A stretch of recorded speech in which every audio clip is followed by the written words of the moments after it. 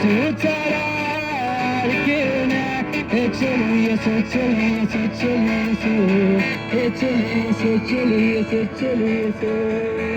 সবাইকে একটা কথা বলতে চাই, আমরা এখানে দাঁড়িয়ে অনেকক্ষণ ধরে প্রচার করছি, অনেকক্ষণ ধরে এখানে গান শুনছি, অনেক যিশু যিশু যিশু যিশু করা হচ্ছে। এই কথাগুলো বলার তার কারণটা কি?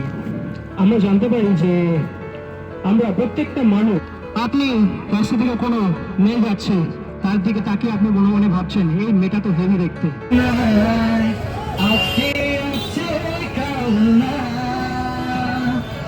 যিশু ছাড়া আর কেউ নাই, যিশু ছাড়া আর কেউ নাই,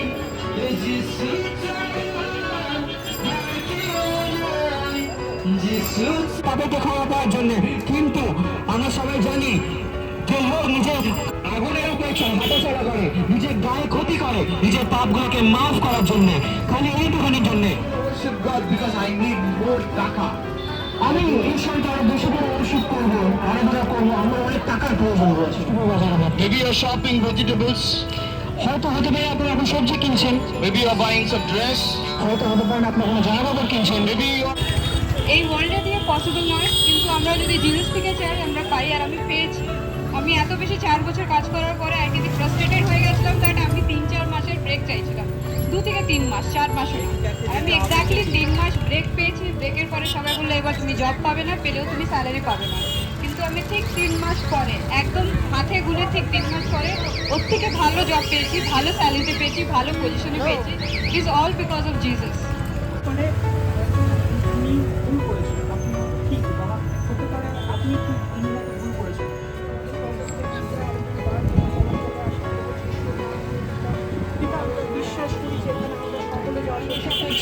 তাদেরকে বোঝাতে হবে যে নেশা আমাদেরকে শান্তি দিতে পারে না, নেশা শুধুমাত্র আমাদেরকে পাপের দিকে নিয়ে যেতে পারে।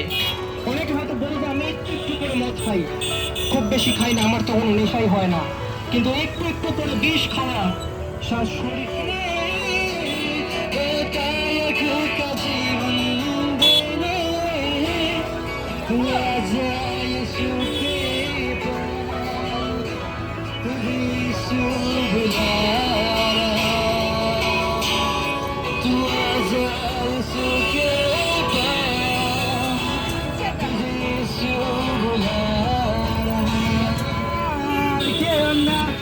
চলে এসো, চলে এসো, চলে এসো, চলে এসো, চলে